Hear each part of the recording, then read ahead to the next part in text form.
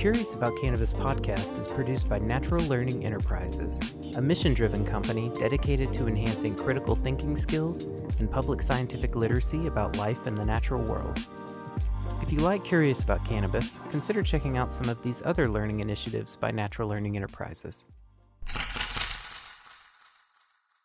Come on, Molly! It'll be an adventure! Phoebe called out as she followed Brother Toadstool. Brother Toadstool led Phoebe and Molly into a tunnel that went deep down into the ground.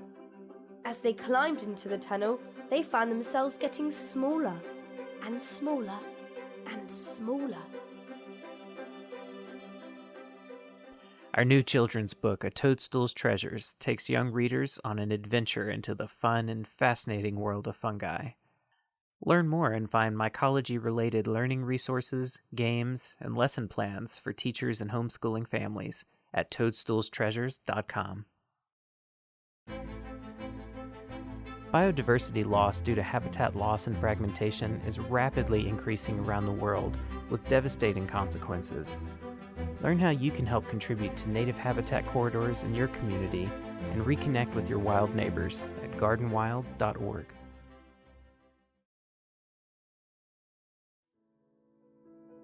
Oregon recently became the first state in the United States to legalize the medical use of psilocybin. As cities all over the country begin to decriminalize the use of entheogenic plants and fungi, it's time to have a serious discussion about psychedelics. The Serious About Psychedelics limited series podcast is coming soon. Learn more at seriousaboutpsychedelics.com. You can learn more about Natural Learning Enterprises at naturaledu.com. And now, back to the show. Hey everybody, this is Jason Wilson with the Curious About Cannabis podcast. Thanks so much for tuning in once again. So today I am delighted to be rejoined once again with Murphy Murri, and we are going to continue our original conversation. We talked last time a lot about sort of primary extraction techniques, and with this conversation we really wanted to focus on extract refinement, and I'm sure we'll spin off into all sorts of directions. But Murphy, thanks so much for being willing to come back on the podcast. Of course, always happy to be here. We have good conversations on and off the air. Yes, yeah, I know. Yeah, it's I think something I said recently in an interview, but it's pretty cool doing the podcast. The community you discover of people that are doing similar work, like-minded in the sense of like trying to figure this stuff out, trying to educate people, trying to understand the science and communicate all of that. And so we have had some really good discussions. And this one particularly, I think, is one reason why I wanted to talk about extract refinement, other than the fact that we didn't really cover it in depth last time, is the topic of CRC has become very controversial. Yep. It's been around a long time. But it seems like very recently I'm starting to see a lot of memes and stuff come about on social media, people either criticizing it or defending it. So to kind of just jump straight into things, one thing I immediately wanted to ask you about is, can you explain to our listeners a little bit of just what CRC is, what that stands for, and the different kind of forms it can take? And then we can kind of start to talk about why people might have some problems with it. And we'll talk about quality and safety, as we always do, and just kind of jump off from there. Definitely. So like anything new in cannabis, CRC comes with its own made-up name that people in the cannabis industry developed to use for its specific application within cannabis. So it stands for color remediation, column, or cartridge, generally. And that color remediation part of the phrase is the important part, because that's where everyone gets really hung up. And I say everyone because I mean everyone. The scientific community is going to criticize color as a remediation target, and the layman is going to criticize that as well, because it's not a very clear Oh, that's a good pun, right? It's Douche. not a very. It doesn't help explain what it is. Yeah. It just implies remediation, and remediation is a word that we don't like as consumers. We don't like hearing that because it implies that something was wrong to begin with. Mhm. The thing about extraction is that, of course, something was wrong to begin with. If it was good enough as the weed, we would have just left it there. We wouldn't have needed to concentrate it down out of the plant. The reason we extract anything is to get rid of some of it. You know, Yeah. Yeah. Great there's point. there's Yeah. always some that we've decided up front that we don't want. That is not the target. And so with CRC, or color remediation, what we've got is a bunch of people who have taken their existing method of extraction and their existing product quality, and they've wanted to improve upon it. And the reason for that improvement, the motivations behind it, are often what causes a lot of the scrutiny. Mhm. In the same way that everyone was very critical of distillate for a Yeah. very long time, and even still today, to be honest, because it implies that we're taking something that isn't good as is, and we're making it look better without actually being better. Is kind of Mhm. the real frustration that people have, is that if all we've done is change the appearance, then that's not quite a good enough improvement. However, changing the appearance can't happen without also changing the product in some way. And Yeah. so, in that regard, removing the color doesn't mean that we're removing the visible light spectrum Mhm. refracting across that hash. Like the presence of color is, it's a physical trait based on the shape of a molecule and the light in the room, and like the density of the air. Like, there's factors that have nothing to do with your hash, like it Right. There's doesn't taste, doesn't smell. It's not a yeah. thing that you could touch in that way. So to Right. remediate it would be to like turn the lights off, right? Like it would be, like it would be to just like get rid of light, and then I don't have color.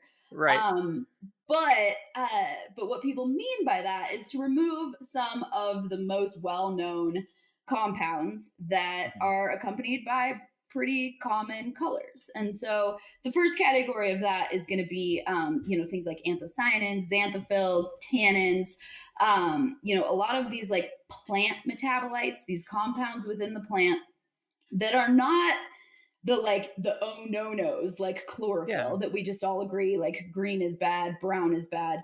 Mhm. Some of these others put you in the like honey color, the copper Mhm. color, the bright reds, the deep red, somewhat pale pink sometimes. Then you have things like carotene, where you get that like bright orange. Mhm. And so these are a lot of compounds that we know are in cannabis, we know are in other plants. And so we know about these compounds when we isolate them from other plants or when we use them within other plants, right? So, like the tannins in wine is either Yeah. great or terrible, depending on how you feel about your red wine, like, Right. and Yeah. or like it's very much a preference in that way. But then at the same time, we can study tannins, and we can look at the interactions that it has with your body, and look at like, is this something that's going to contribute to you feeling more dehydrated when you drink this wine? Is this Yeah. something that's going to contribute to a more wet mouth feel or a more dry mouth feel after you've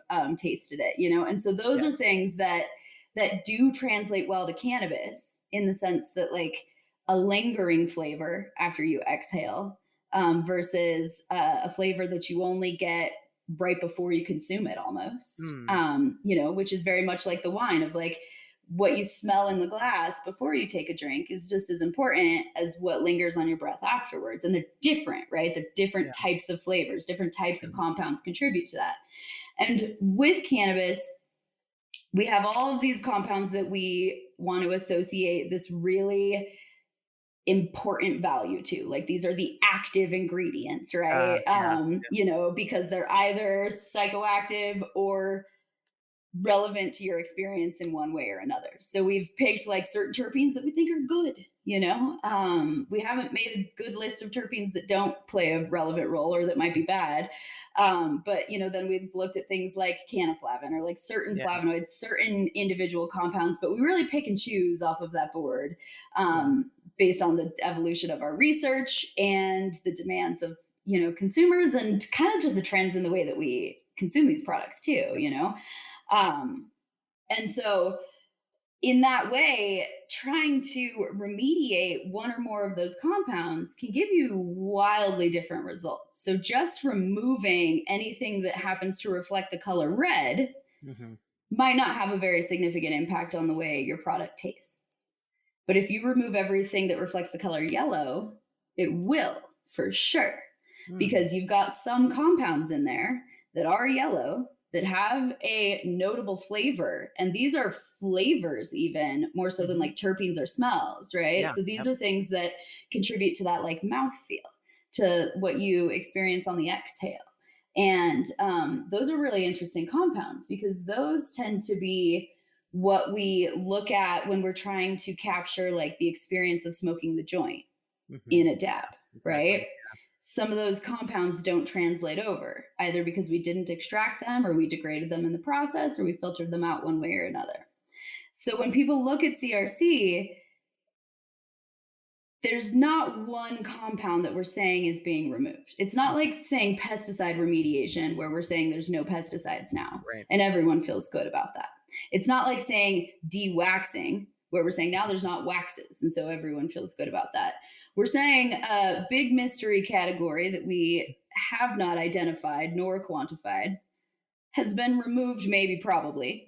Can't be proven because we can't identify or quantify these compounds.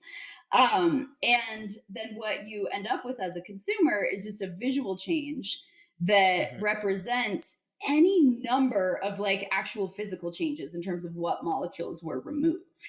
Yeah. And so when you look at a clear product, uh, that is going to indicate generally more isolation, not a single isolate necessarily, but a higher purity of whatever compounds are there. Right. And the whatever part is important, right? Because waxes can be white and Hmm. chalky and dry. And that can be easily mistaken for ground up THCA powder, which appears chalky and Mm. dry, but is in fact Hmm. a denser, more crystalline structure, right? And so that's the difference between looking at sugar versus flour. Because if I take sugar and I grind it up into powdered sugar, Yeah. now I'm looking at powdered sugar and flour, and it's a little harder to tell the two apart. You can, but you got to get in there, right? Yeah. You got to be familiar with that product already. And so, for the average consumer, a scoop of dry wax is going to look almost the same as a scoop of dry THCA. However, the experience is going to be wildly different, and the flavor is going to be wildly different. And so, losing the color gives people kind of a blind taste test experience where they don't get to see it anymore. It's kind of like what happens when soft drinks are put into non clear plastic. Oh, yeah. So Yeah. if you don't see the bright green of Mountain Dew when you drink it, it doesn't taste the same. Yeah. There's Absolutely. something about that association, right? So that's why like anyone can make a knockoff cola and you can kind of get used to it because it all looks like cola. Hmm. Right. Your brain's You already know, shortcutting to right. that Yeah, experience. like all of those different factors kind of play into what you remember about it. And that visual cue is an important one. And the visual cue is almost all you've ever had with Hmm. concentrates. Because the few things we do test are things like potency, Right. or contaminants. And so color remediation is all about removing contaminants without necessarily having a good, strong list of what those contaminants are. Um, Yeah, yeah, and you bring up some really good points. I mean, one thing that I'm happy to hear you say, because it's something that I've also taught when covering extraction, is that we tend to think of extraction as, you're grabbing what you want, but it is simultaneously just as much about trying to leave behind or remove what you don't want. You're ultimately honing in on some whatever fraction of the chemistry of that product, right. and you're trying to get rid of everything that's not that. Um, and that I think that's something that for several years when I was in the industry, I never really thought about it that way. But when I did, it really cleared up sort of my perception on what's going on between all these extraction methods and all these refinement techniques. Um, and yeah, I mean, I guess before I really spin out on several ideas, one thing that I'll ask you is I know that there are just like with everything, and especially when you get into this kind of like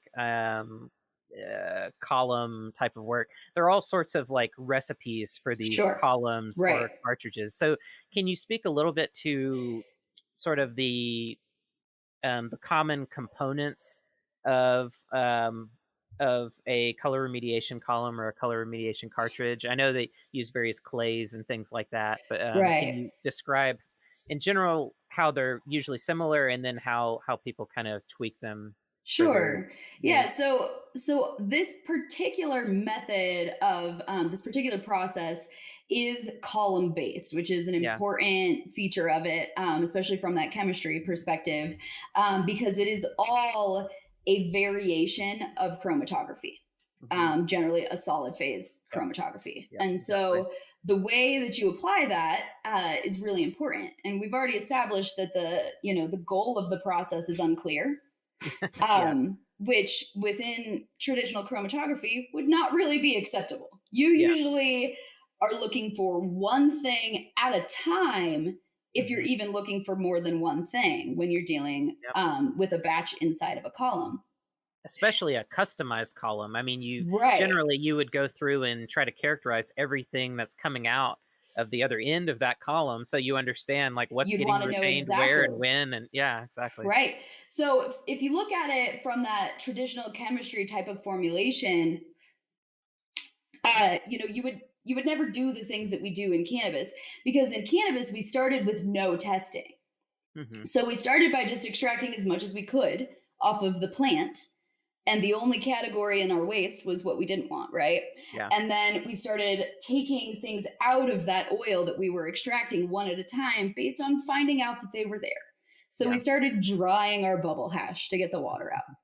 We started, storing it in humidity controlled environments to keep the mold out. We started, like doing saline washes to get rid of like sugars. Like we started Yeah, yeah. dewaxing and winterizing to get rid of wax. Like we start just literally one product at a time and leaving most of it still there. Chemistry is generally the exact opposite. We would extract one thing out of that oil at a time, get all of it, purify it, have it right here, nice little bottle, go back in, get another thing out of it, get all of it, purify it. And then we would have all of these individual things, we put them back together. That's not what we've done with cannabis. We've always had this backwards approach of just like whatever the plant gives me, Mhm. except for the things that I think I don't want after the fact. So the application of all of these different recipes is based on the information that people either think they have or just do not have with their batch. All chromatography is about putting a sample in and separating it into major components. And so when it's something like pesticides, we're going to use a column, and we're going to use a media that is very appropriate based on its lack of compatibility with the solvent Mhm. and its affinity to those particular pesticides, to keep the pesticides in the column moving slowly and keep everything else in the solvent moving quickly. And so we choose our solid phase, or that base, that media, the powder, uh, based on what we want to remove. And then similarly, we also choose a solvent based on what's going to work really well with that solid phase pairing. And so, that whole chromatography theory is a very relationship oriented theory. It is the Yeah. media versus the solvent plus the oil. How do we do it? And the CRC approach, we've already chosen our solvent. We're keeping it in the butane propane combination we already extracted with. Right, right. So instead of having that variable that we choose with intention, we just say, here's our solvent, which It's is already fine. fixed. Yeah, Yeah. that's fixed. That's what our liquid phase, our mobile phase is going to be all about. And now we go in and we look at our solid phases, right? And so this is where things get really complicated, because our chromatography media, things like silica, things like alumina, um, there's a million different kinds. There's like imprinted beads now, that Mhm. are targeted to an individual molecule, right? So that means that there's a different type of media or powder for literally every molecule individually. And then there's the media that are for more than one of those at a time in every shape and size, in, lots of different levels of, purification or quality control. And so the differences in those media are really important based on their industrial applications, the type of purification and quality control that you need on a product that is in the first phase of septic water treatment is not the same as what I need at the final phase. I'm not Right. going to use the most expensive stuff for both. That'd be crazy. This one has poop in it. So I would Yeah. I would only need the best stuff over here. Um, and so that decision is made by knowing what's in my solution and Yeah. knowing where I'm going to pull it out. With our cannabis oil, we kind of don't always know what we're getting at. Hmm. And the things we do know are mostly just based on what I see, right? Right. I'm usually not testing my oil until I've decided that it's ready for sale, Right. which Right. is hilarious because usually the test would be how you decide. Yeah. We Mhm. do things differently around here with cannabis. So because we don't see these in process tests, what you have is people saying, okay, well, silica has affinity for water. Great. Anthocyanins. Great. It's going to stick to chlorophyll better than my solvent is going to. Great. If there's salts or sugars in there, it's going to stick to those. Great. But it's a limited affinity, right? It's Yeah. still a Mhm. gel. My flow rate is going to be very fast through it. Mhm. And so I can either do the world's tallest column, Yeah. Yeah. Like the right? old Which, school ones. yeah, Yeah. exactly. Yeah. Which I'm not going to do because Yeah. I'm in a C1D1 booth. So just like my Yep. solvent being fixed, my volume is also fixed. There's only so Yep. much that I can actually do. Um, and so people are also usually starting with something very small. In addition to solvent being fixed, they're starting by saying, I only have this much space. I only have an itty bitty column and I need to process all of this oil through it. So we end up with these two controls and we're trying to make everything else fit. And Yeah. so what people start doing is building a recipe based on other media and how it can pick up the slack. So like if silicas are universal chromatography media, pretty good at separating most things. And normally the way Mhm. you'd influence it is I go a little wider with my column. I go a little Mhm. longer with my column. I go a little slower with my flow rate, maybe. Yep. Exactly. Or I change my solvent, normally the silica kind of stays the same. But instead, what we're doing is making everything else the same and fitting a media mixture. And so, what you'll do is you'll combine that silica with more bentonite clay. Mhm. And so bentonite clay is silica and alumina and water, Mhm. basically. It's just, Yeah. this dry matter. And again, comes in a million different qualities, consistencies, Mhm. levels of, purity and, particle size. But bentonite clay can hold more water and for longer than silica Yeah. can, right? And bentonite clay is also supportive as just a sediment bed filtration Mhm. method. And sediment bed filtration works the way that like a river filters water, essentially, Yep. Yeah. like just that Mhm. porous pass through is going to trap large particles, even though some of the holes in that bed are larger than the Mhm. smallest particles. The nature of the maze makes it hard for solids to get through. And so something like bentonite clay is going to be supportive to the silica because it can help absorb some of the water that the silica would not be able to withhold just based on how heavy that water is if I'm Mhm. forcing 100 psi of Yeah. solvent through it. Especially at that rate. Yeah. Mhm. Right. And so since I've decided I'm not going to change my solvent, and so I'm Yeah. not going to change my flow rate, and I'm not going to change my column size, Yeah. silica won't be strong enough by itself. So I throw some really fine clay in there with the silica, and that clay is going to help absorb some of that water because Mhm. it's going to take it on a little bit more slowly, but it holds it. It's not going to rinse out of the column the way that it would if it Yeah. was just silica. And then it's also going to create more density and more resistance. So even though I have this silica gel, now I have a tight packed solid column, It'll slow which down. is actually going to slow down my flow rate. Yeah. And so, the process still does follow all of, the rules that, Mhm. govern chromatography in other applications. But because it's all happening inside this itty bitty stainless steel column, we don't have to think about that or see it necessarily, Hmm. because we're not going to see bands separating necessarily in the same way. Yeah. And so some people will introduce, in addition to the bentonite clay and the silica, obviously people are using alumina as well. Alumina and silica basically interchangeable in that application. The biggest difference being, that particle size. And Hmm. so if flow rate is what you want to consider, you know, having like a dry, hard packed bed versus a soft silica bed Hmm. is substantial and important. There's also a cost difference depending on what you're buying, where you're buying it from. People are also applying carbon. I was And about to say I've so seen charcoal used. Yeah. Yep. And so that one is a tricky one. I would always, recommend caution when it comes to, uh, doing anything with carbon. Don't use it until you have to. I would say with cannabis, because it's one of the more expensive compounds, and Hmm. carbon is often going to be pH treated for a specific application.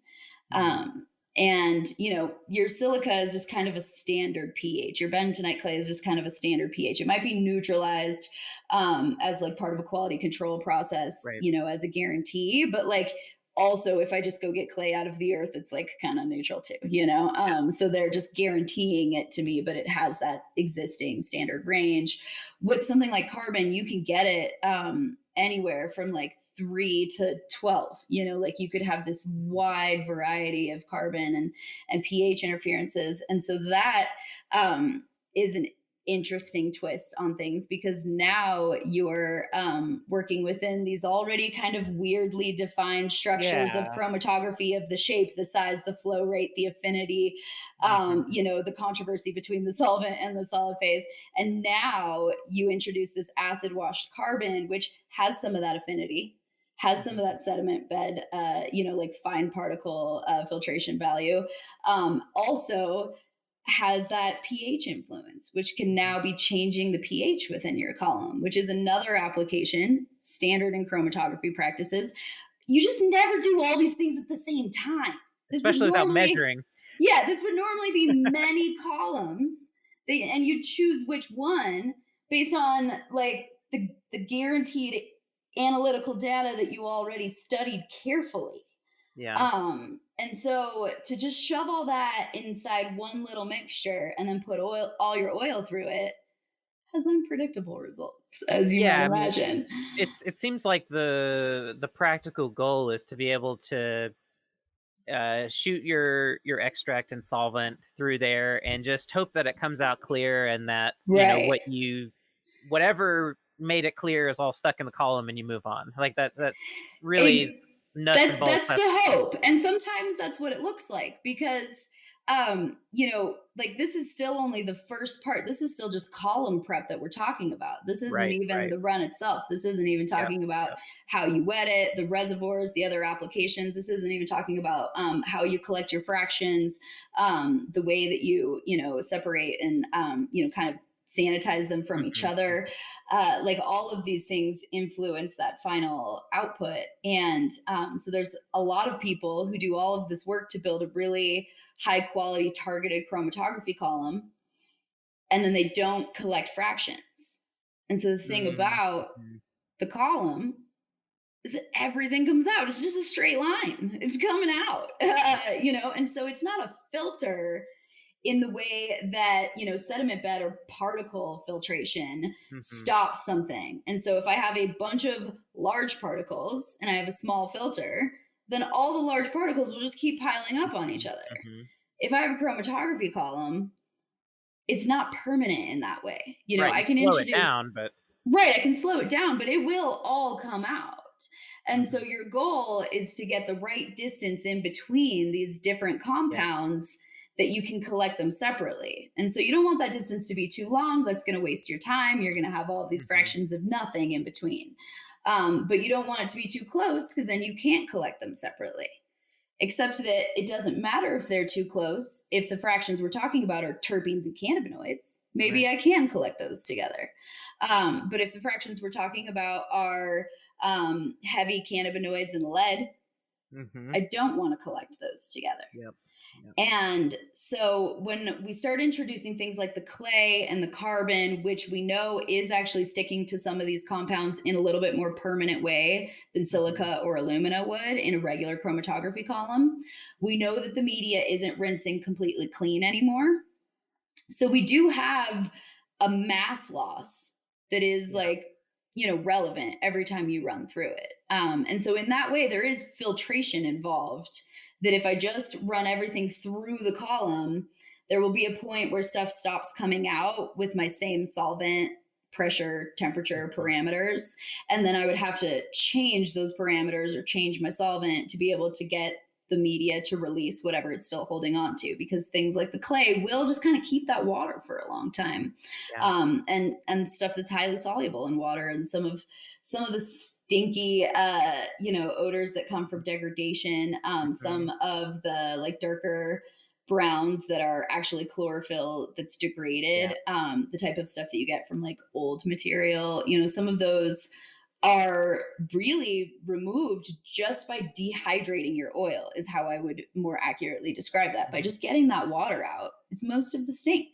Water Yeah. is a harbor for gross. Yes. Yeah. So getting that out of your oil on its own, I mean, that's how we fixed bubble hash and rosin, right? Was Mhm. just introduce the freeze dryer. And so you could think of using some of the CRC column as kind of a freeze drying process for your butane oil, because the water's not soluble in your solution, but it's in there. Mhm. And so we just want to get that out. And so just dehydrating can give you a pretty substantial improvement, some loss of mass, um, and a better quality product without actually purifying anything else. Right. And so that would be a good example of just like known contaminant removal. You could address that through a better extraction where you just got Right. less of that water in the first place, but Mhm. that might come at the compromise of a less efficient extraction, getting less Right. of the total cannabinoids that are there. So you can do it when you extract by being targeted there, or you can do it when you filter by being targeted in the middle. Mhm. That's the beauty, is that we do have these options. But now when we want to get into the rest of the color aspect of it, because just Yeah. removing a lot of that water is not really going to change a lot of the appearance. A lot of those Right. anthocyanins, some of those pinks, and reds, like they're going to come out Mhm. of that column. They will rinse free because they're big enough that, if unless you have a ton of clay in there that's making it physically difficult for them to Mhm. mobilize, they're going to rinse through.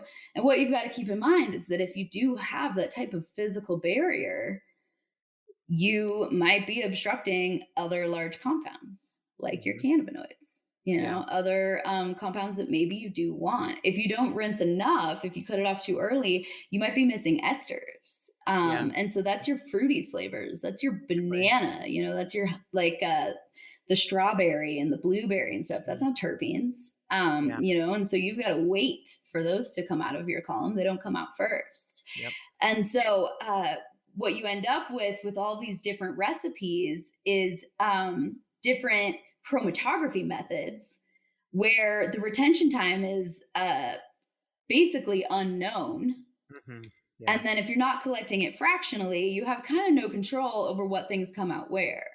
Mhm. And so, one of the best things about extraction is that you concentrate the good stuff. One of the worst things about it is you concentrate the bad stuff. And CRC will do both. Yeah. So I can, with the right recipe, with the right resistance and the right length, depth, pressure, flow rate, everything, I can put oil in and collect fractions in such a way that I have just clear terpenes over here, and I have just Mhm. isolated cannabinoids, which are going to be clear or white, crystalline, in the middle, and then I can start collecting some of the more oily stuff, some of the denser, sticky delta Mhm. 9, where we see a lot of those like flavonoids and esters come out because they stick to it and carry Yeah. through Yep. with that. Yep. So a lot of what comes out of a regular CRC column follows the very predictable path of a flash column or Yeah. any other Exactly. tabletop Mhm. chromatography column, because the principle is exactly the same, whether everyone wants to embrace that or not. The reason that it works is that terpenes are the most soluble in your solvent, so they come out the fastest because Yep. they have no resistance. I always describe chromatography as a marathon, right? So if I want to Yeah. Yeah. figure out the best runner, then they have Mhm. to be able to run far enough that I Yes. can have Yeah. them Yeah. cross the finish line Mm. individually.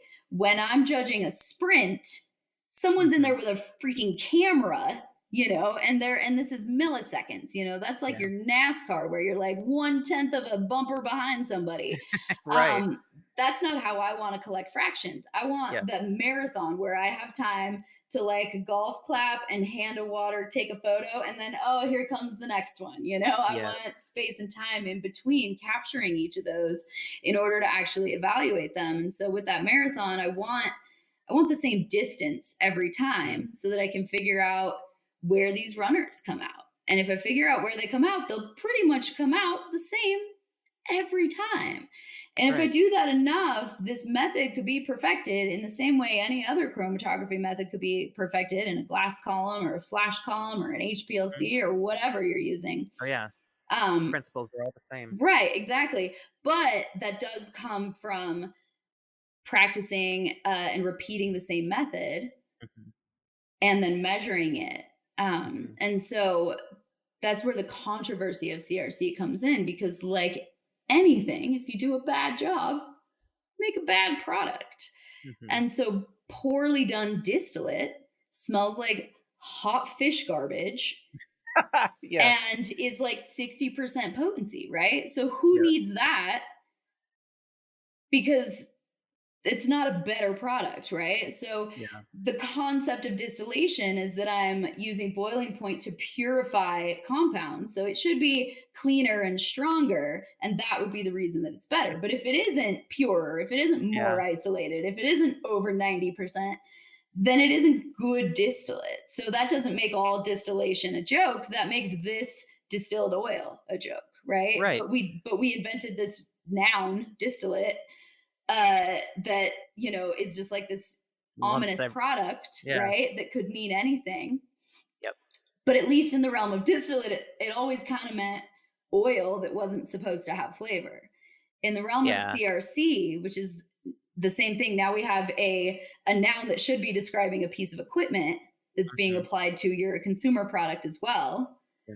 And so now anything that's been filtered with any type of solid phase, whether Hmm. it's just clay, whether it's clay plus silica, whether Mm. it's Hmm. some weird combination, there's of course a whole bunch of like proprietary products and different molecular sieve type of compounds and zeolites, things like that that people are Yeah. using that have other industrial applications that are very common. We've got people just kind of blandly, generally applying that to their output product, and so a CR seed product could be from fresh frozen flour and be a live Hmm. resin that is wet and sticky and has terpenes at 5% of the total volume, or it could be dry, crumbly wax Hmm. that has no flavor and is 60% potency. And so, Right. just like it's, comparable, badly done distillate, that CRC would be gross. And it would be purified waxes and purified THCA and not much else, right? Yeah. Um, and so that would be the fault of the extractor because that's a bad method, right? Yeah, I mean, you've brought up several important things here. One, I love the marathon analogy. What I was taught when I first got into analytical chemistry was to think about chromatography like a plinko board, sort of like you've Oh got yeah. each every molecule is a different size ball, falling through all of these pegs, and the bigger ones hit resistance as the smaller ones kind of just coast on through. And then you can adjust the pegs and the size of the board, and all of these Hmm. things, and adjust all that. But I really like the marathon example. That really communicates that the harvesting of the fractions really well.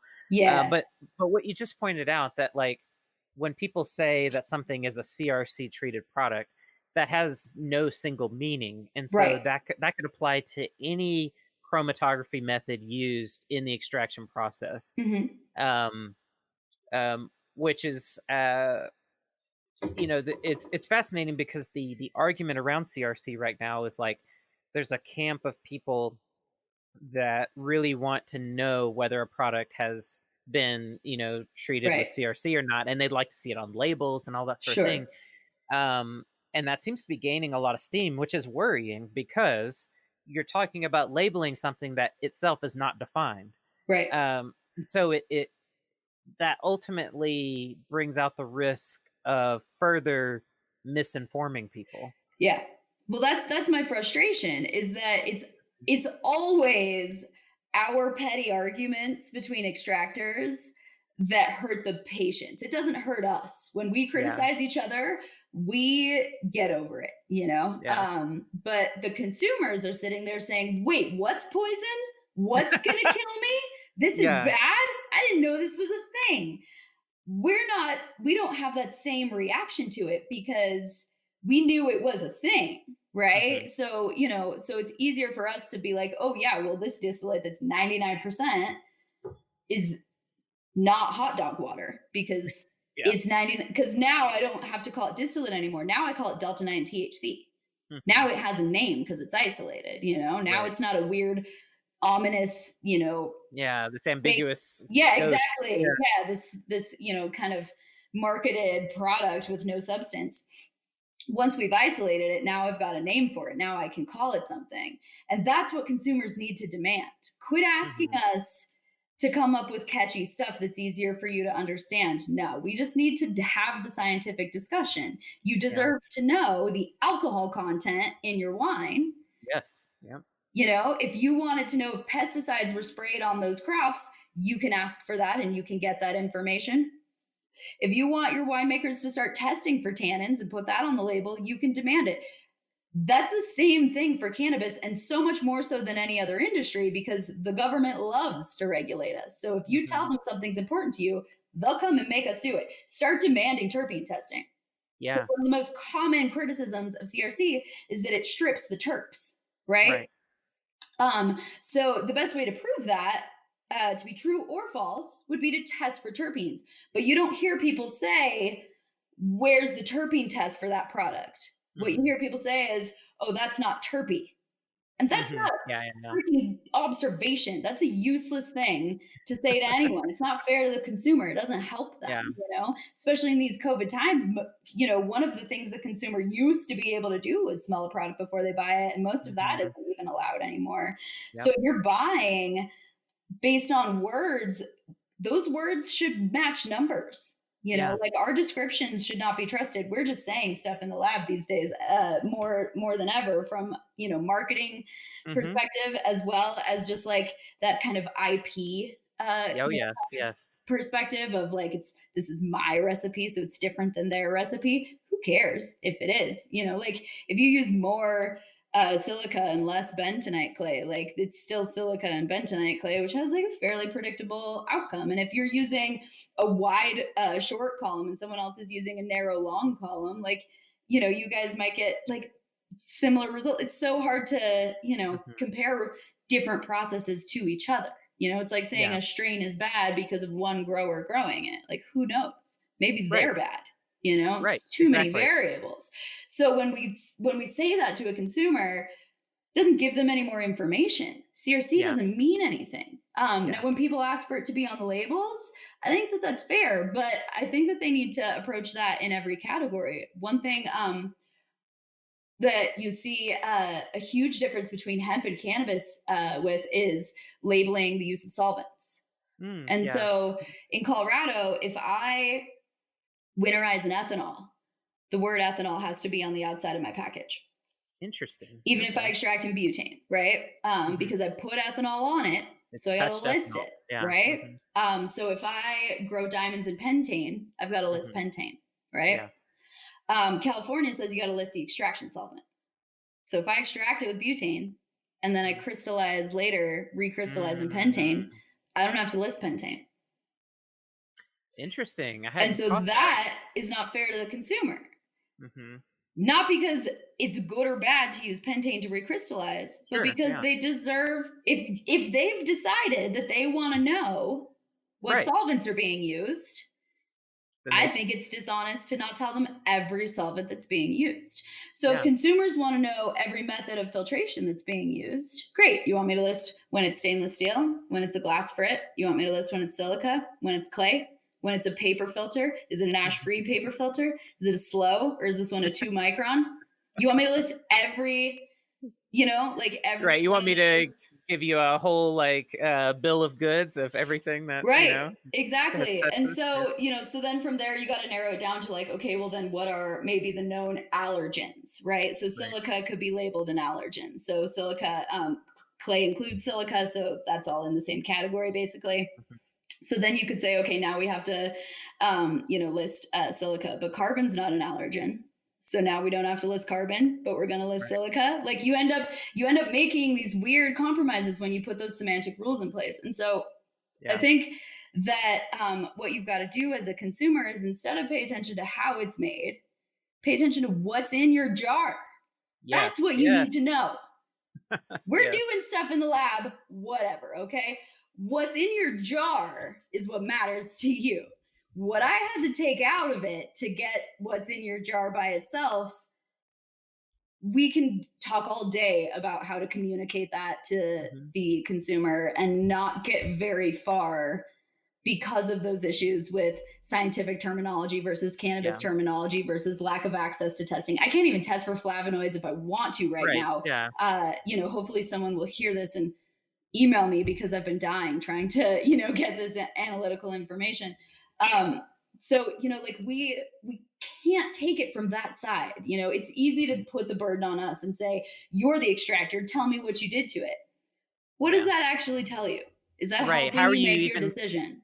Yeah. How are you even going to process Right. that information in a meaningful way? Right, because when Yeah. you tell me I want to know if silica was used to filter it, that's not what you want to know. What you want to know is this going to have a terpene profile that's like extremely peppery? Because Hmm. I've had some CRC'd product that was extremely peppery, and I didn't like that. Yeah. And so your real question is how much beta caryophyllene is in this? Like that's what I want to know, Hmm. right? And like I'm here for that conversation to figure out the difference between what you don't understand as a consumer and Yeah. what I am not properly communicating to you as a Hmm. manufacturer.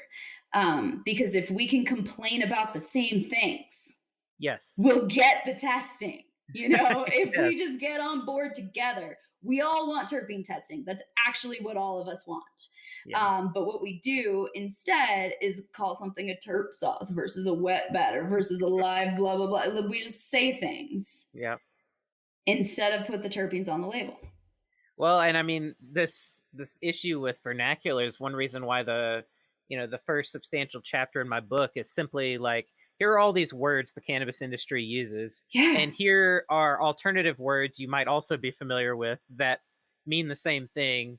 And if you're not from the cannabis industry, you may not know what any of this Right. means. It's like military acronyms to an outsider. Yeah, You're just like, well, CRC now and a DUAX, what? Like it's too right. many things that don't mean anything.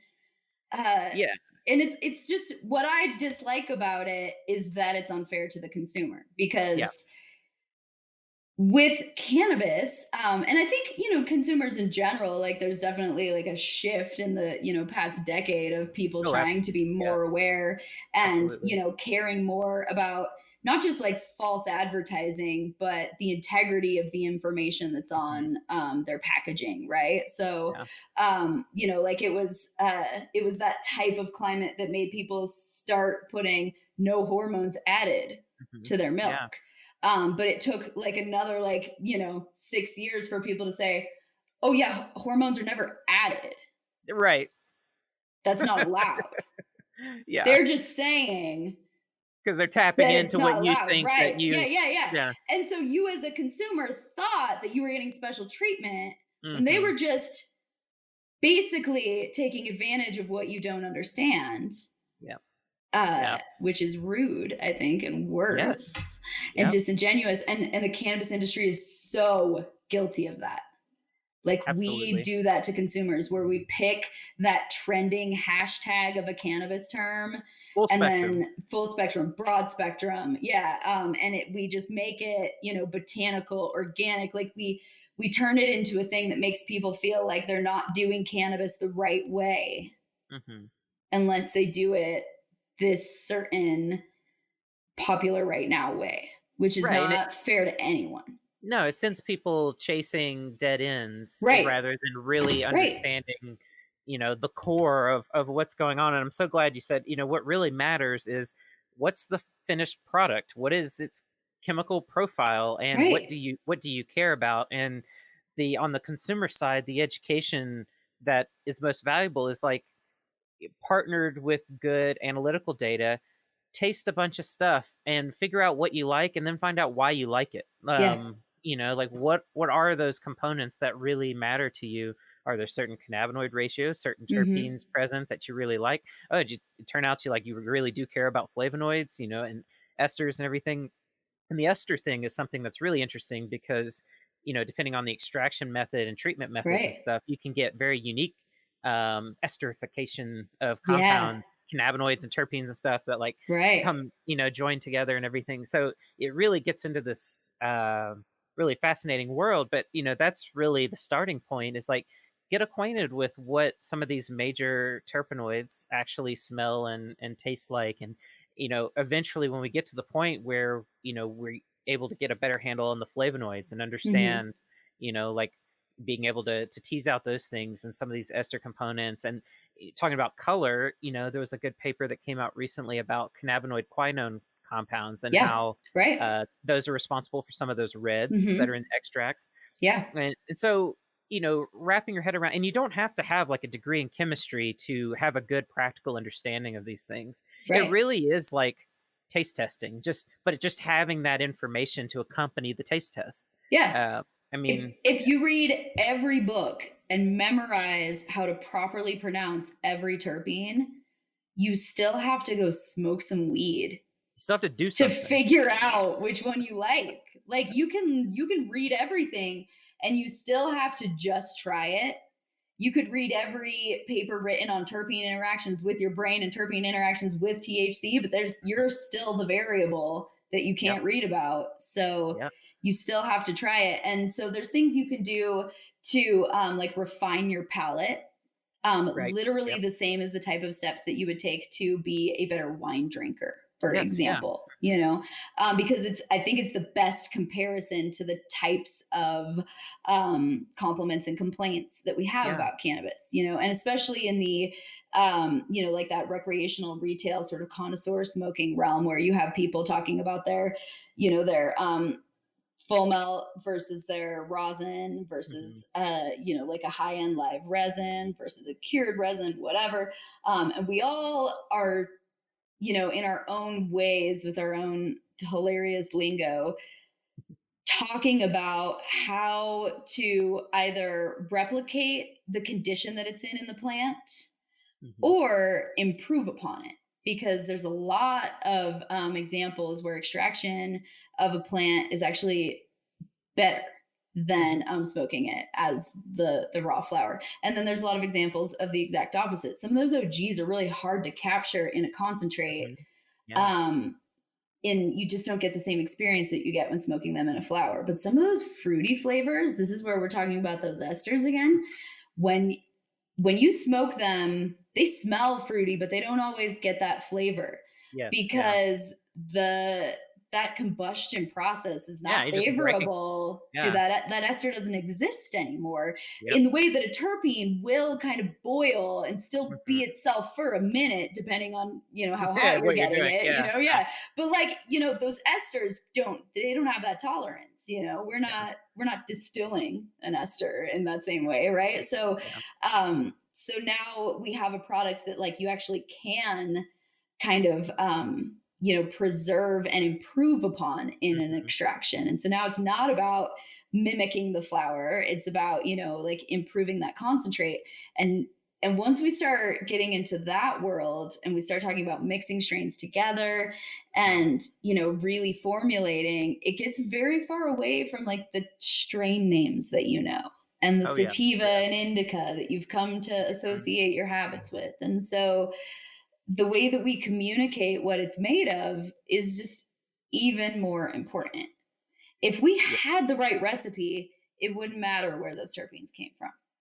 Yeah. Thing is, there's more in that recipe than terpenes. So even Yes. having the right terpene recipe wouldn't be enough. We need all the rest of that data. We need everyone to care Mhm. about not what's in your CRC column, but what's in your product in your jar. We don't Yeah. have a wax test. Do you know how basic and regular Mhm. omega fatty acids are? And we don't just demand a simple test that quantifies wax content. If you could test the wax content of the flower before I extracted it, that would tell me more about what my yields are going Mhm. to look like than even the potency, probably. And for someone Yeah, who's doing solventless or rosin, game changing. that's something I've actually been thinking about. So here's a little secret I'll share with people that have listened this far. Ooh, Something that I'm working on the side is putting together these like cannabis science kits. So these like learning, just like you'd yep, buy a chemistry kit, somewhere. But now that we have hemp, you can actually make, experiment kits with hemp and, all sure. these different things. And one thing I've thought about is like, I mean, there are very simple lipid tests, Just that you indicator could. tests, just a yes or Exactly, no, exactly, right? exactly. Indicator tests. Yeah, That could be part of that, as well as like very simple, like thin layer chromatography, and very simple, right. all these little ways Yeah. of demonstrating these concepts, Hmm. and hopefully something like that, with people having this hands-on opportunity to take materials that they personally have and to play with them and see, and like, oh, there are like these heavy lipids in here, or Right. oh, look at that, like I'm able to see how well this product is decarboxylated because I plated it and learned Yeah. chromatography and did this stuff. It My hope is that it will drive interest in things like that, like for the analytical labs, like to broaden what a lot of the analytical labs are thinking about this stuff, but it's really demand. Like the producers are not demanding in enough volume some of Right. these tests, so it just doesn't make financial sense for the labs to validate and onboard these methods. But that's what I'd like to see. And this whole discussion around CRC highlights one of the things that I obsess over, which is quality control, quality management, and that you really shouldn't have to be that concerned over the technology. It's the Right. application of the technology, it's the controls Always. on the finished product. And so, that's really the discussion. We don't need to have this discussion of, is CRC bad? I mean, that's like saying, is chromatography good or bad? Like that doesn't make any sense. Like Right. that's not an Yeah. argument that Right.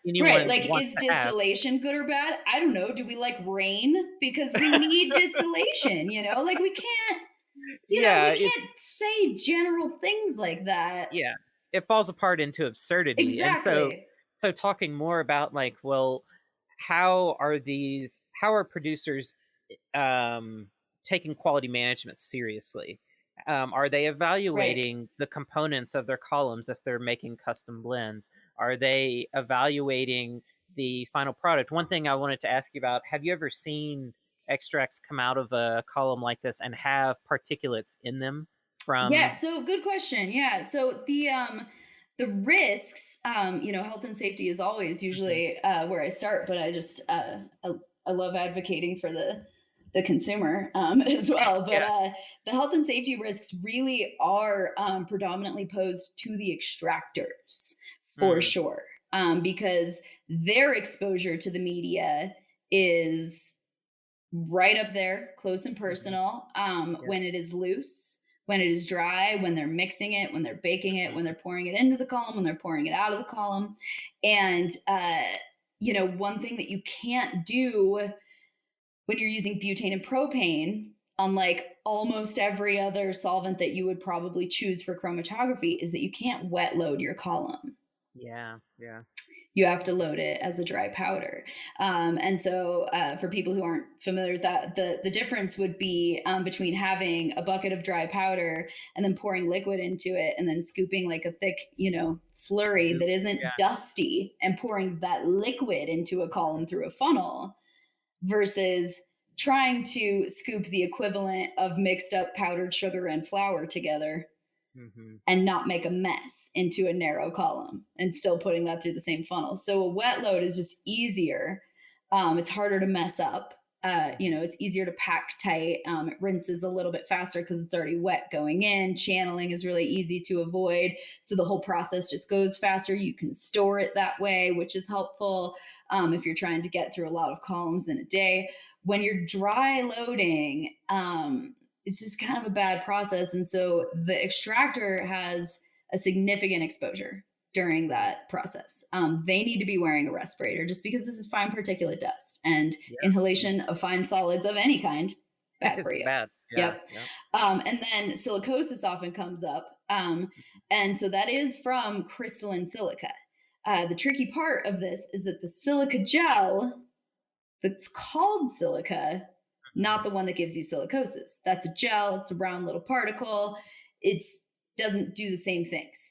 The bentonite clay, which is called clay, which sounds Mhm. very nice, is full Earthy. of crystalline silica. Bentonite clay is the one Yeah. that will give you silicosis. So any of these media, just treat them all like they're going to give you a cough later that you Mhm. might die of, and Yeah. and take it seriously. um, and so wear a ventilator, wear a respirator. Cross contamination, in my opinion, is a far greater cause of getting Mm. media into your final oil Mhm. than getting Yeah. it through the filter. But this does come back to your application of the method. An important part of prepping your chromatography column is wetting it first and having a good solid flow rate of just your fluid solvent. And anyone who's packed glass columns knows that that's annoying sometimes. Yeah. Sometimes it doesn't go exactly the way you want it to. Yeah. And sometimes you literally just have to pour it out and start over. Yeah. But with a glass column, you know that before you start your actual process, Right. because you see the channeling, you see Mhm. the issues in it, you see the crack in the bed. So you don't go and pour all your oil into the top of it. When you pack it into the stainless steel column, you do not know if the quality of that packing has changed inside. Mhm. So there's a lot of things you can do physically to retain it and hold it in place. A lot of people try to just physically push it and Right. pack it. Keep in mind, this is dry powder Mhm. and you're just like a human being. When you rinse it with solvent, that is what is going to actually compress it. And that's the best way to do it. We want the solvent to fill in those holes and move the media around and completely wet it.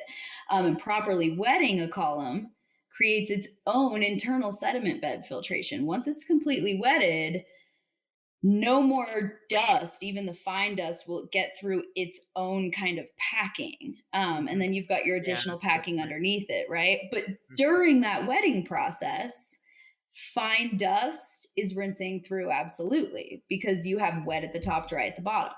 Mhm. And so dust is getting through because it's being poofed out of there with pressure from Right. behind. And no amount of packing it tight or putting 20 to 50 filter papers at the bottom is going to stop that from Yeah. happening, right? Like those particles are smaller than a micron, Yeah. like smaller than one. Yeah. So you can't see them and they are getting through, and you have to assume that they're there. And if you rinse and wet it properly, and then you do not cross contaminate your system, so you rinse and wet it into a container that isn't where your final product is going, you can mitigate almost all of that. But that does call for a level of like sanitation in your process lines and additional vessels to be able to actually achieve it. And so, like, if I wipe down my collection vessel really carefully after I do that run and I put it back together and there's no silica in there might be tiny bits of Kim wipe in there Yeah. Yeah. because I was wiping it so thoroughly. And so, like, in that case, silica's benign. It's not going to hurt you as a little particulate in a submicron piece of dust in your oil. And it is probably more benign than whatever kind of random paper towels someone's using. Imagine people using the blue shop towels that I see all of the time that Mhm. are like literally dyed, Mhm. blue. Like they're, not what you want to be putting on your final product surfaces. Yeah. It's for shops, right? Tires. But so there's so much fine particulate contaminant in the lab already. You've got like Yeah. That's true. skin and Yeah. hair and dander, pollen and keef particles and just generic wind dust, because the Yeah. C1D1 has so much airflow. And so literally anything on the floor is going to Mhm. be moving while you're dispensing your oil, and all of these systems are designed to dispense your oil on the floor in the flow of floor level dirt Right. dust in a Yep. wind tunnel. It's just, it's an area where cross contamination is not very well addressed, based on most of the standard equipment models. And, we're not dispensing it into sealed containers that are, isolated and cleaned either. It's often going into an open container of some kind. And so now I have the particulate in the room. Silica's everywhere, clay is everywhere, dirt is everywhere. The submicron particulate as a Yeah. solid in your oil exists with CRC or not. Yep. If the lab does CRC on some of their products and not other, the amount of particulate in your oil is probably exactly the same, because I would blame most of it on, cross contamination through the dishes that they use, the tools they use, the gloves, their clothes, the room, the air. Yep. That is where most of that is going to come from. And it's Yeah. boiling points like 2000 Celsius. You can't smoke it. If you, Yeah. if Yeah. you sucked it too hard into your bong, that's why we put water in it, is to filter out those solids. And if you did inhale a little piece, that is not the silicosis risk that inhaling dry dust at a construction site is. Yeah, that perspective is always very important to consider. It's like we talked about in our last discussion, just thinking about people's health concerns about different solvents and everything. You're right that in general, most of the time, any risks associated with extracts, it's usually greatest to the producer, not the consumer, with the exception of like pesticide contaminants, mycotoxins, that sort of thing. But no, that's an extremely good point. And once again, this all makes me think about quality management stuff, because I'm like, Right. technically, according to FDA rule, people should be validating their sanitation processes. Right. So like they should actually be, trying to clean things up and then performing some sort of measurements to see how clean things To are getting. prove it's clean. Yeah. Right? You have to Yes. what? Test it, you say? Have more What? analytical data that's objective and Spend more numerical? money? Is What? that what's happening? It's a vicious cycle where you have to prove it all the time, but that's where we have to ask the right questions, so it's Yes. easy Yeah. for the consumer to say, well, I want to test for silica. Silica is in your weed. Silica is Right. like one of Yeah. the It's in the primary dirt. I mean, compounds to make a weed.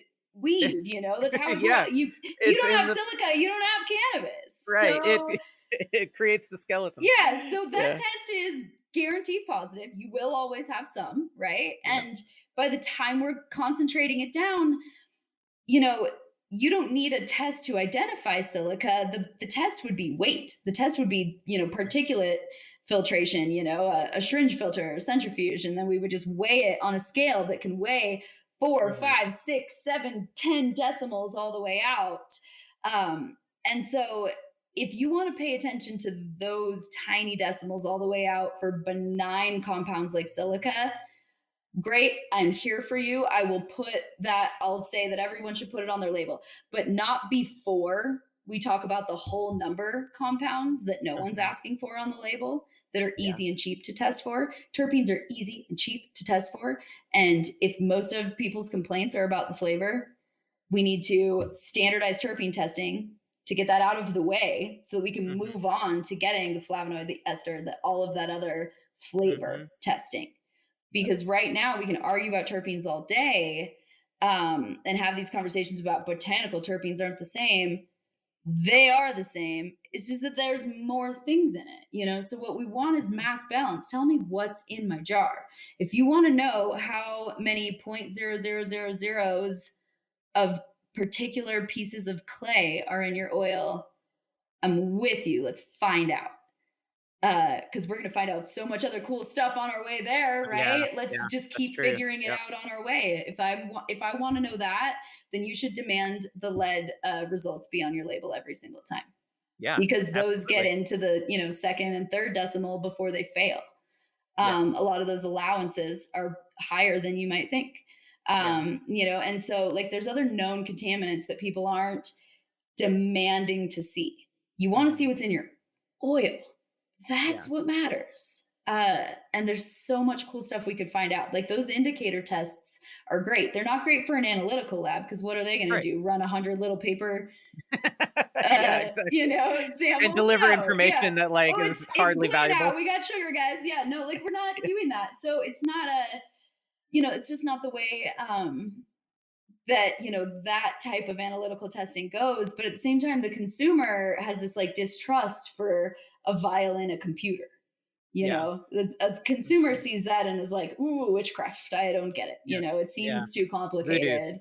Yeah. So you give them something they can do on their own. I think that's perfect. Like everybody can pH their water Yeah. when they're growing, and a lot of these tests are about as difficult as pHing. Exactly. Yeah. I mean, Um, yeah, doing sugars, heavy right. fat, all these indicator tests, super, super simple. You take a sample, you mix it with a liquid, you shake it up, put a piece of paper in there, and it changes color, or the liquid changes color, or whatever.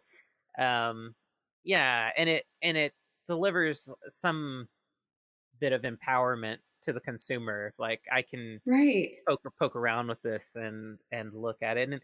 And one thing I want to tie this whole discussion to distillate as well, because everything that we've talked about with CRC, also applies to distillation Yeah. methods. It You know, all of this is like old news. It's like, so I'm like, oh, this again, because this is what everyone did about distillate when it first came out. mhm, This is what everyone did about ethanol extract when it first came out, when it was like the amber glass and stuff. Everyone had their bubble hash and like weird whatever they were mhm, smoking, and they were like, oh, too pure, like that clear mhm, shattery stuff was too much. And then like, and it just kept, it's always been this distrust of whatever is new. And I'm like, okay, mhm, you guys, can we stop that now and like embrace the new, because we need it. Because distillate went through this, and the biggest problem that distillate faced compared to CRC now is even less testing, right? mhm. So, like there was a really long time where all we had was even just gas chromatography for potency. And so Yep. we weren't testing THCA, right? Yep. Which was really problematic. Now with distillate, we had all of these other potential side compounds. So when people Yes. started creating Delta 8, what they thought they were creating was 20% D9 that was Mhm. clear with mystery other, right? Like we Yep. didn't have the rest of the data. And so that gave us all of these like weird offshoots where it used to be, oh, clear distillate, that it had to be 90%, until someone made clear distillate by affecting pH instead of just continually distilling it to perfection. And so that alternative created a D8, and then someone had a different experience there. And then now someone got a bad test and it created this fake product, and it proliferates. And like the same thing with CBD, like we just see all of these weird little like individual examples of where like the product kind of progressed in a way that didn't that the consumers didn't keep up with, because the analytical testing wasn't there. And then it gets blown out of proportion, like a razor blade in an apple, where it's like all of it's Mhm. been poisoned, everyone's gonna die, and it's most of the time it's individual situations that like you are probably never going to happen to you, and all you got to do Yeah. is read a label. Right. Yeah, and a lot of this, like, you know, going back to what we talked about in the very beginning, that so much of this is so individualized, and the way that I talk about Hmm. all of these different types of extracts and extraction methods and everything is, I'm just like, to me, especially like how I came into science was as a technologist. Before I was studying biology and all these things, I was working in labs fixing machines, and then it sort of spun off. So the technologist in me is just like, they're all tools. Right.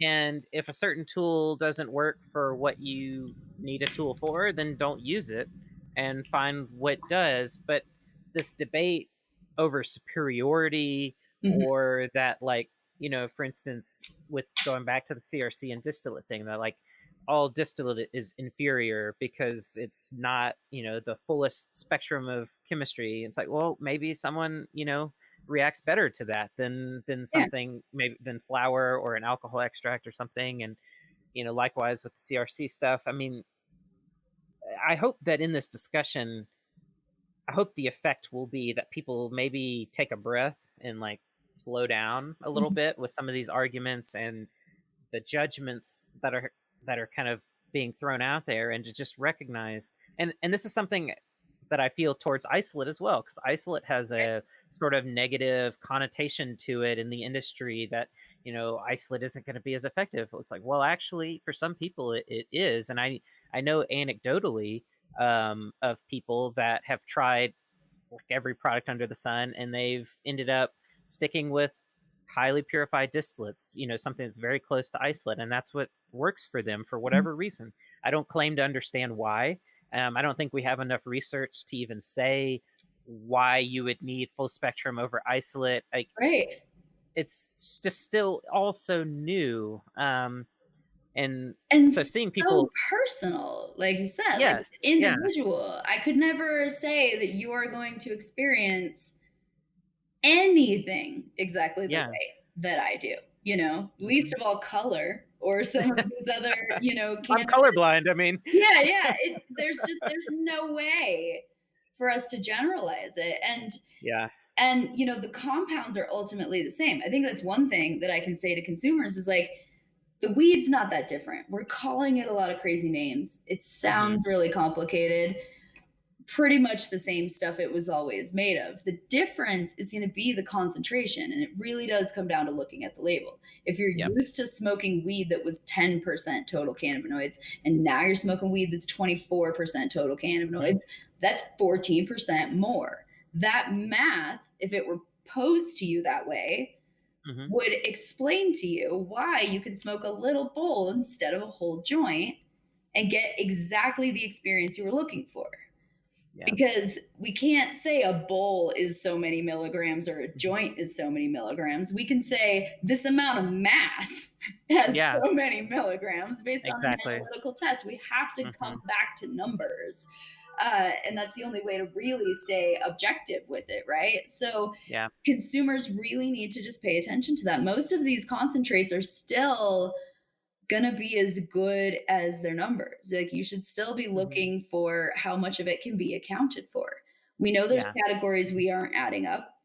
We know there's hmm categories we are. So if I have 99% anything, at least that tells me that I have a much shorter list of other things to start crossing off, right? yeah, Whereas if I'm only in that 60% range, I have a lot of mass to go and account for. And if it was 40% terpenes, you'd know. So, so most of the rest of what it is goes into that list of stuff we don't know yet. And I think that all extractors want that information as much as consumers do. yeah, We just don't communicate to each other the right way to ask for it. hmm When you say that it doesn't have the same flavor profile, like ask for the terpene labels, like ask for this data that you can use, and then we can have more specific conversation. yeah, Because there's people who really like wine because they know what kind of wine they like, and there's people who don't like wine because they've had 10 different kinds of red wine, and some of them gave them a headache, and some of them made them too sleepy, and some of them made their mouth really dry, and like they can't, they had all of these unpredictable experiences, right? So that person might like vodka, they might like isolate in a club hmm soda, not yep, because it's better or more alcohol than the wine, but because it's the same every time. Maybe that's all they want is consistency. And there's hmm nothing wrong with that either. It's just about figuring out which consistency they want, because there's other terpenes and other active hmm compounds at play in that club soda, yep, vodka. yep, But like absolutely, they're the same every time in a way that your bottles of wine from vineyard to vineyard will not be. And so, like, all these different cannabis products can't be better than each other on a scale that's bigger than you, yes, yes, yeah, So hmm whatever you like the best is best. yes, Yeah. yeah. We don't have to make it any more complicated And than that's that. great. Yeah. And that's the end of it, really. And so all we need to know is like, what is it made of so that you can hmm figure out what you like. Yep, And that's it. We just need to figure out what's in the jar. And if we can figure out what's in there, we can work backwards to improve upon that yes, formulation. yep, But if we put all that burden on figuring it out without the test of what it is, I'm doing crazy things to guess. yeah. And we've gotten pretty far as an industry doing that, but it's exhausting. And we'd Yes. like, It's, consumers could really help. It's like looking at the ancient history of chemistry, basically. This is how it's like reinventing the wheel. It's like Right. we already went through this with natural products chemistry. Like Yeah. we started out not knowing what we were doing and seeing the effects of extraction methods and things and playing around, and then technology progressed. We got into like the 30s, 40s, 50s, and we're like, oh, we can actually start to analyze classes of compounds and things. You can get in the 60s and 70s, and you're like, whoa, we've got some awesome technology to see exact molecules. And then now, I mean, there's no excuse at this Yeah. point. Like the technology that's available to examine all of these different things. Yeah, we don't have to go through. And I'll cap all of that off by saying I don't want to come across as if I don't appreciate the art of extraction, because there Right. definitely is an art to it. Just like I think in all science, like art and science are intimately connected. Um, but like you've pointed out repeatedly, I think I might even title this conversation "What's in the Jar," because Yeah. I mean that's really what it boils down to. And this debate over CRC, over distillate or isolate, full spectrum, it really just has to come back around to what tools do we need to be able to talk about this more accurately and honestly, and to give people the tools they need to figure out what they like so that they can get a predictable experience. Like that's, it's Yeah. pretty much what it comes down to.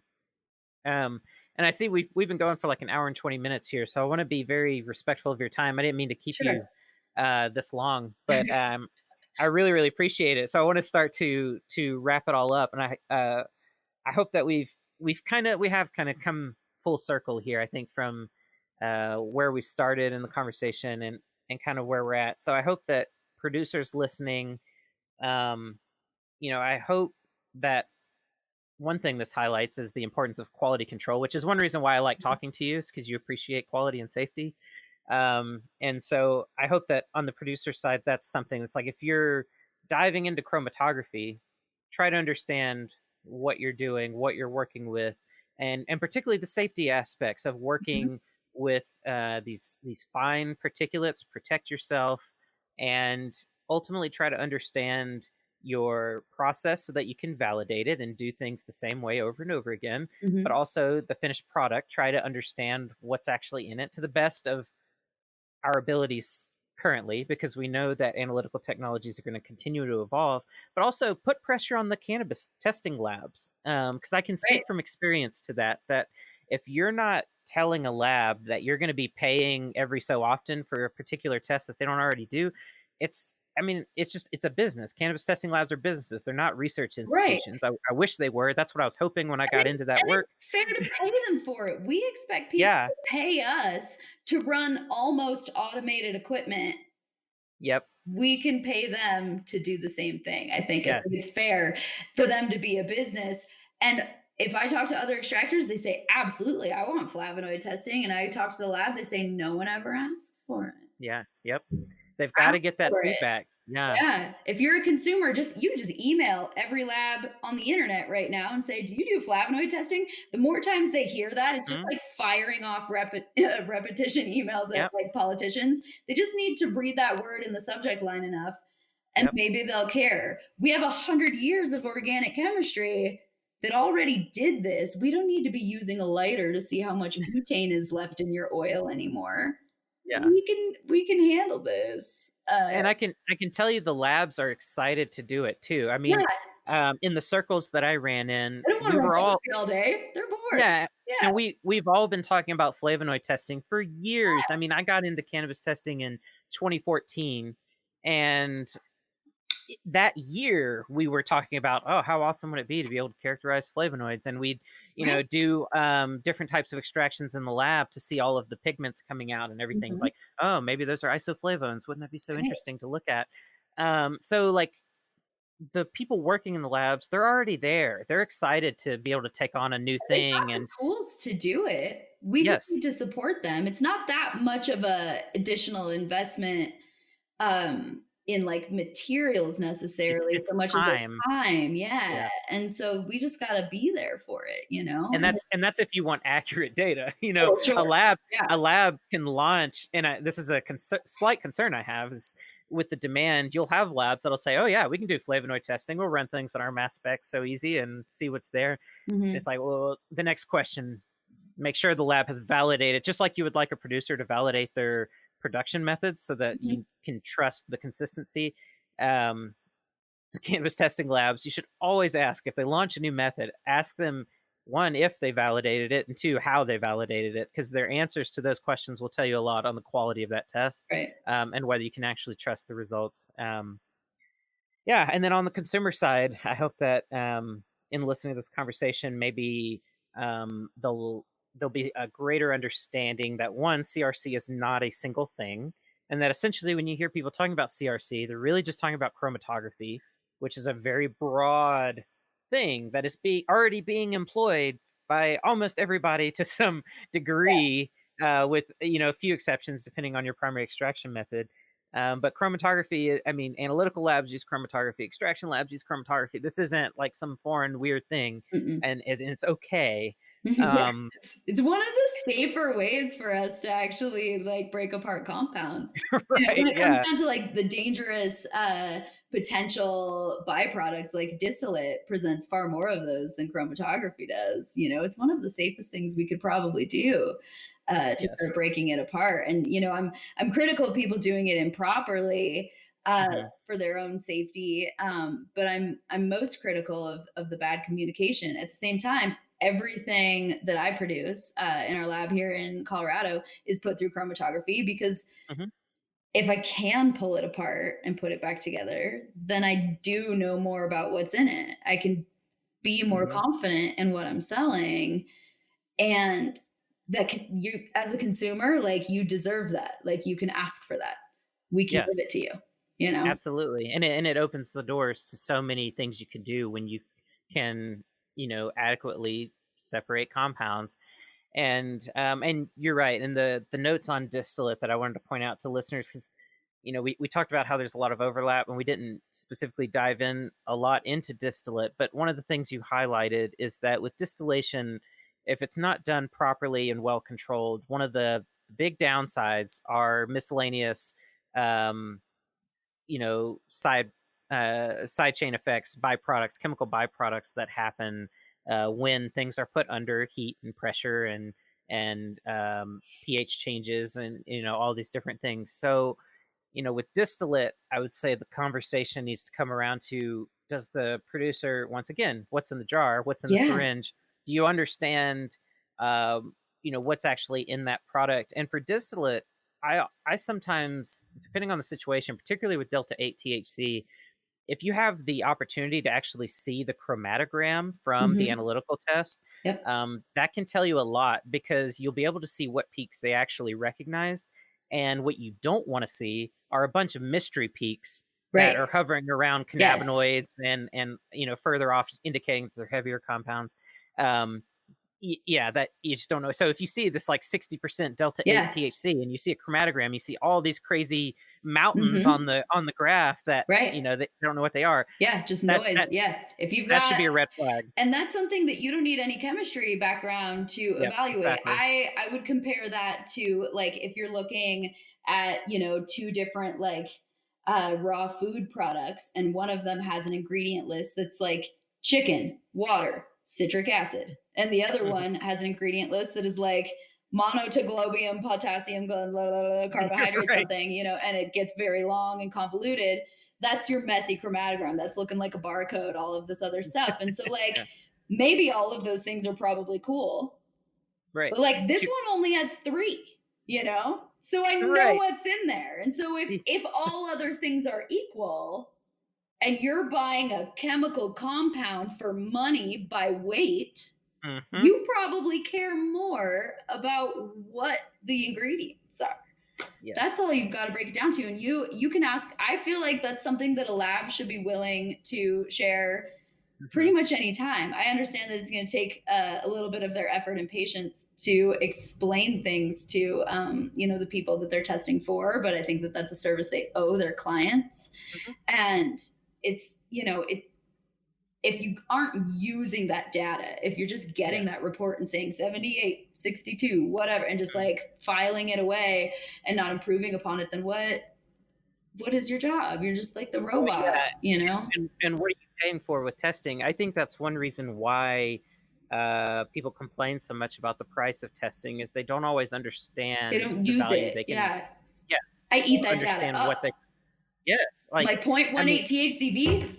What's this all about? You know? right? I'm Yeah, like, you know? and like get into those conversations. If it's a Yeah. good lab, they generally, granted, cannabis labs are all, especially with hemp now legal, are generally always stressed to the max.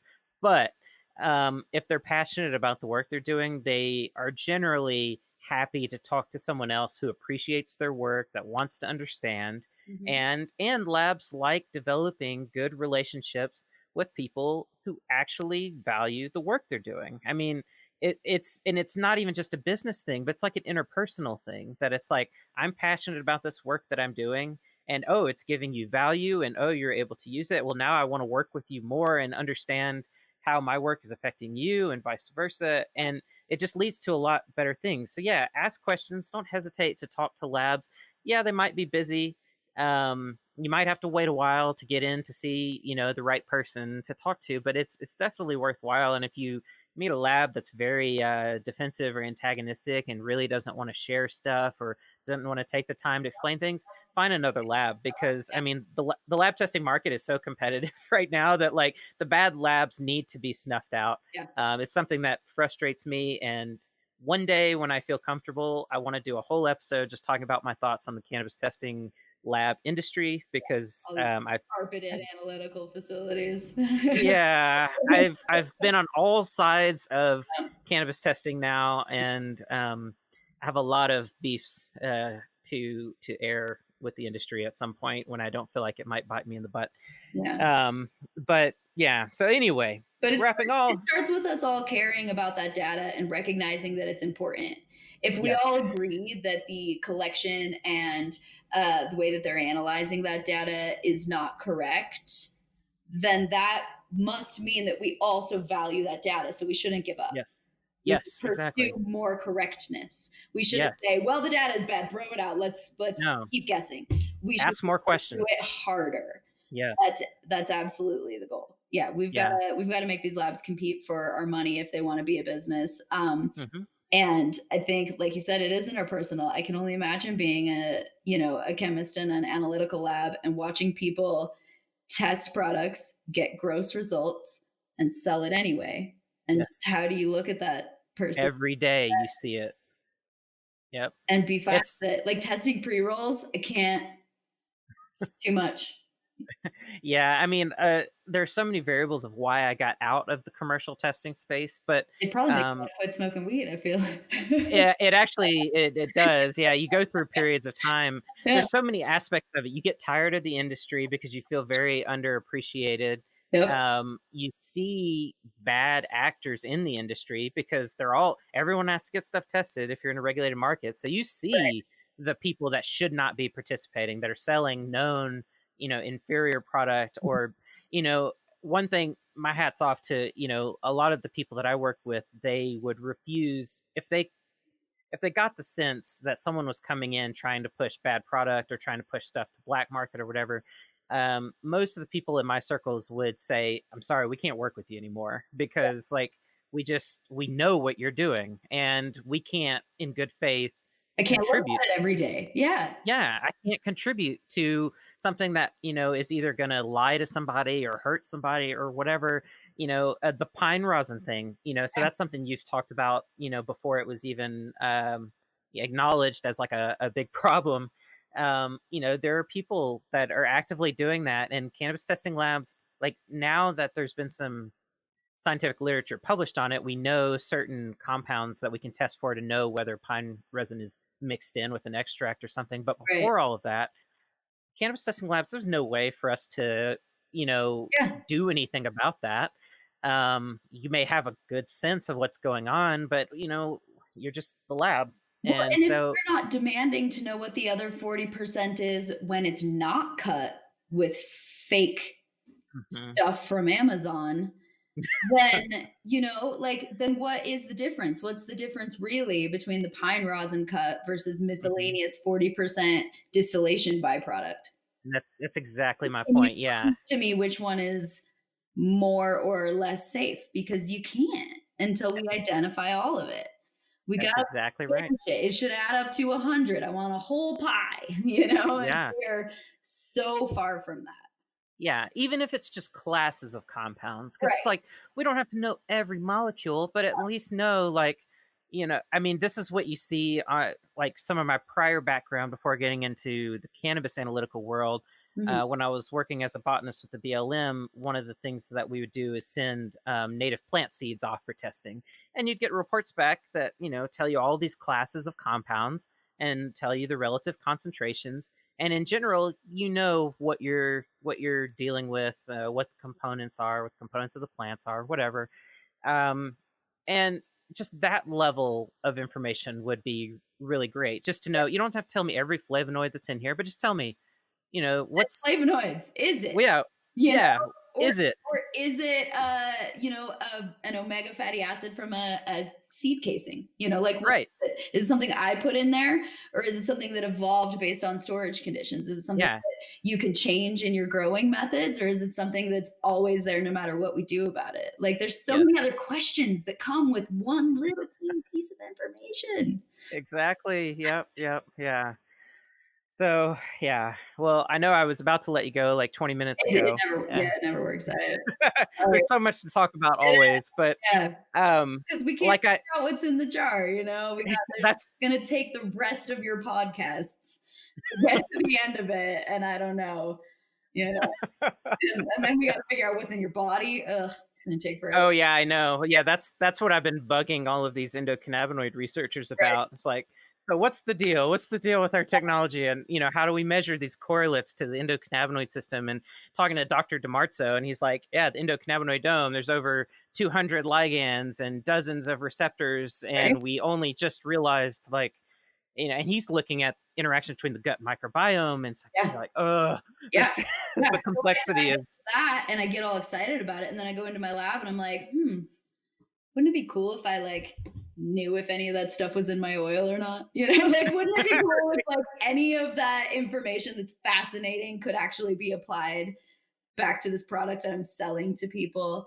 yep. There's a big gap, but I love trying to figure it out. I'm glad you're on the mission because there's so many parts of it, and I don't know the answers to most of my questions, Yeah. let alone all the questions I don't know yet that are soon to Well, come. and I feel like the best conversations I have on the podcast, it's really about, like, here are my new questions, my refined Right. questions, and here's what I've learned that is certainly not the case. Yeah. We don't necessarily have the answers, and I think especially in the cannabis space, any educators that are floating around saying that they're experts and they like know a whole lot, is very misleading, because the smartest people in the space that I meet are the ones that say, here are all the things that I don't know. And I Right. know you're wrong because I know that this isn't right, but I Yeah. don't necessarily know, like what the grand answers to these mysteries are. And so I always tell people that those are the people you need to pay attention to, the ones that have some understanding of what they don't know, so that Mhm. they can ask better questions. Like Yeah. that's how we level up, is Right. identifying those better questions and And sharing. we have to be specific. The Yes, generalities yeah, don't serve anyone. It feels good to put things in this good and bad category. hmm, None of your life is that simple. Not one yep, part of it, least of all cannabis. Every compound in your cannabis is good and bad. Every single one of them. yes. So It's like Schrodinger's cat. there's It's no, simultaneously both states yeah, until something is applied that sorry, collapses it one way or the other. yeah. You don't know what's gonna happen. Yeah. So yeah, it's a fun journey, but I hope that people, like appreciate that they should be able to trust their manufacturers. They should Mhm, be able to trust their labs. None of what we're saying is to imply that like there shouldn't be trust. Is that we should mhm. demand that trust and we should work together on transparency for that trust. And accountability. And yeah, and exactly. And so that comes from just proving it, comes from testing it, comes from asking what the tests mean, it comes from using the tests to get better. If we can just answer what we're already smoking, we Yeah. just need just a few more points to jump off of. couple more dots to make a line, and we could like figure out where some of this goes. There's no best, Hmm. not yet. Yeah. Yep. I'm struggling really hard not to make a really lame joke about the First Lady's Be Best campaign. Oh yeah. No, we just can't. That's just not. Yeah. Like science is all about trying to prove yourself wrong, not trying to Hmm. prove yourself Yes. right. So like we have to Absolutely. go into this with the assumption that we don't get it. And that requires humility. And Yeah. sometimes, especially in the cannabis industry, but everywhere else too, egos can be really big, and humility can sometimes be a challenging thing to find. I heard that cannabis really helps with that actually. So we gotta get some of these people gotta get some of these people smoking again. Because yeah, for an industry selling a therapeutic homeopathic Yeah. product, I think a lot of people gotta literally relax so we Hmm. can work together. Yeah, It's a fun absolutely. project otherwise. Yep. Well, I think that's a perfect place to cap this conversation off. Murphy, thanks so much for being willing to talk to Of me for course. almost 2 hours now. Yeah. This has been great. I'm sure we'll find another reason to get together sometime soon. This is a ever evolving world in the cannabis industry, and particularly in extract product manufacturing. So, thanks. And I know you shared last time, but for if listeners haven't heard our first conversation, like I did before, I want to give you the platform, let people know about Sano Gardens and anything else that you're doing that you want to share with people. Yeah, sure.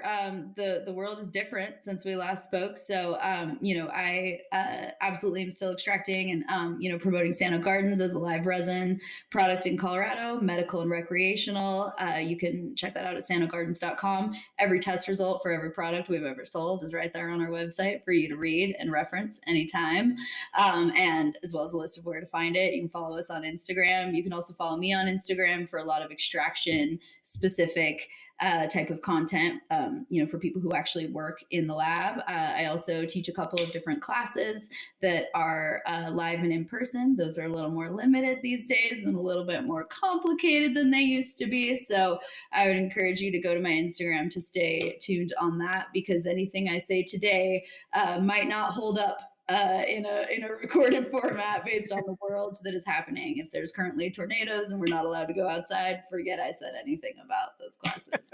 We'll see. Yeah, I'm in the exact same position. I This year I planned on relaunching my workshops, which is where my book originally came from. Yeah, how do And you do a I was book so tour with no I, tour?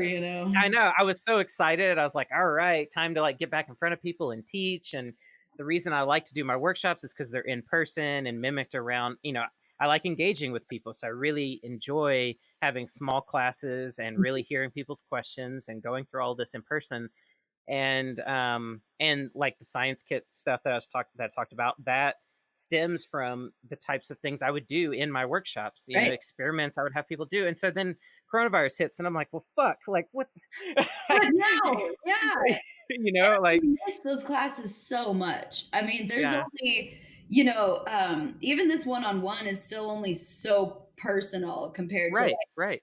if we want to have a technical conversation and I wanted to show you something in my lab, this is Hmm. not anything compared Right. to you being right next to me and saying, well, hold on. And then you just have to be the Hmm. one to hold the thermometer just to be very sure that it is. Yeah, Oh yeah, that right. is. There's just Yeah. something that is lost when we don't get together about it. So hopefully, we all keep our sanity in these, very digital times, because the human element is still the most complicated element of Yep. cannabis. So we gotta all stay very humble about our humanity right now, and Yeah. Just keep breathing. yeah, exactly. Hold and find ways to keep having these conversations so that Hmm. we can all stay kind of connected and informed, because it's easier to react poorly to just like Hmm. text online and to take it out of context Yes, compared to this kind of dialogue. So absolutely. talk about your cannabis. Don't type about it. Talk Yep. to somebody about it. Makes a Yeah. big difference. Absolutely. Yeah. All right. Well, everyone that's been listening, thanks so much for tuning in for this almost 2 hours. This has been awesome. As always, if you want to learn more about Curious About Cannabis, go to cacpodcast.com.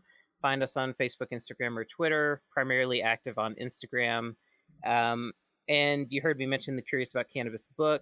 You can find that on most online book retailers. And our publisher now has a store. So store.naturaledu.com. It has the Curious About Cannabis book on there, as well as a bunch of other sort of like science and philosophy educational stuff on there. So if you're interested in that, check it out. But thanks for listening. Thanks so much, Murphy, for coming on. And I look forward to talking to you again soon.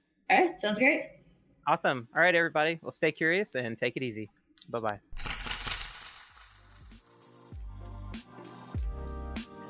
If you want to learn more about cannabis, check out the Curious About Cannabis book on Amazon.com and other major online book retailers.